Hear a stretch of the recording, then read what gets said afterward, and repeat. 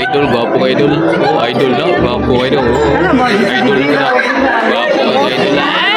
Gwapo! Hi, sir! Hello, sir!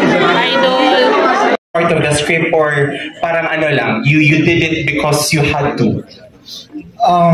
Actually, part of the script yung eksena na yon. Pero hindi namin alam kung paano namin i-execute ni McCoy yung eksena. And hindi namin siya ni-rehearse. May konting choreography sa fight scene, pero wala tuloy-tuloy lang. Sabi ko kay Makoy, hindi ko alam kung paano, pero baka masaktan kita. Pero definitely gagawin ko pagsasasampalin kita dito para magmukhang realistic.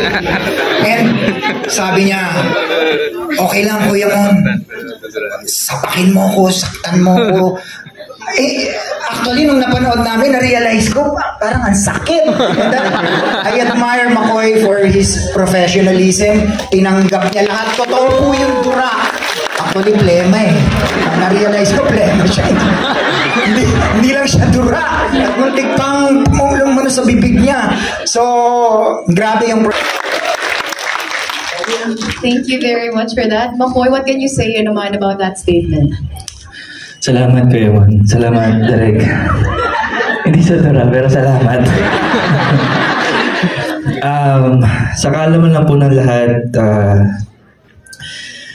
una ko lang po talaga nasa isip noon, pinipare na ako ni Father Victor, brother, kasi nag-immerse po ako sa Claretian po. Grabe, idol kayo, Makoy, idol kayo. Makikipag-acting, siya mga-acting ba? Nindot kita naon. Oo. Tanawan na ninyo ganun. Nindot kita tanawon. Mag-CR sa kuha. Si araw na kayo ko.